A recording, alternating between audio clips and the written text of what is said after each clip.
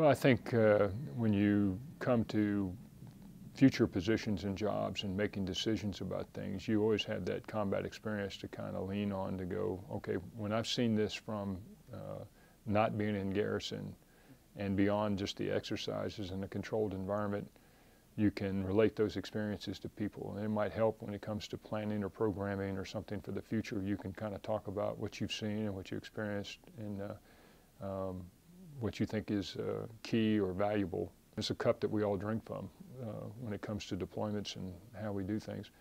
In a combat situation, I would tell you that you certainly feel that American public support was behind whatever we do. And people will move mountains once they know that's true. And even today, walking through airports and people run up behind you and pat you on the back, I want to shake your hand, say thanks for your service. That means a lot to people, probably more than pay and benefits. Well, you also have people run up to you and tell you about their service member and serving, their family member that's in the service, I should say. And I think that they're extremely proud of their service. It makes you feel good about America, and then when you meet the people who are coming up behind us, the next generation or the generation after that one, how good they are and how much they feel committed to service to the nation. It makes you really proud of all the Americans out there. I'm not sure that I would be as good a leader if I hadn't had that experience. And because, again, you get to see it from a lot of different perspectives. You get that seasoned leadership part of when somebody says that you're integral to the Air Force as a part of the Air National Guard, or the Air National Guard is integral to the Air Force as a warfighting reserve component of the Air Force, that when people make that comment about being a seamless part of it, you can honestly stand there and tell people that is true. You know, you can't tell the difference between the airmen when they're doing things out there. And having led a wing of nearly 3,000 people, watching them work in combat together, I honestly couldn't tell the difference between who was who, because we didn't necessarily wear patches that identified us as which any particular squadron or component of the Air Force.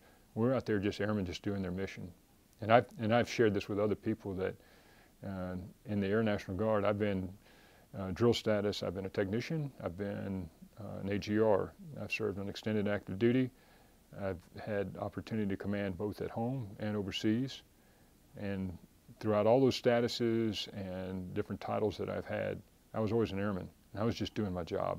I never stopped to ask myself, now what status am I in today? And I was just an airman doing my job the best I could and how I was trained. And I hope that all airmen feel that way. Well, I think that, this interview is about my combat experiences and things that I've seen, through my eyes and been a part of. There's so much out there that goes beyond just talking about pilots, and I'm a pilot, but being an opportunity to serve in a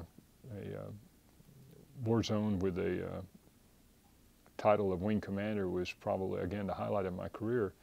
But there's so much that goes with that beyond the appreciation for the weapons and the airplanes and the people who maintain those. I mean, one of my favorite pieces of equipment in the Air Force is the 10K forklift.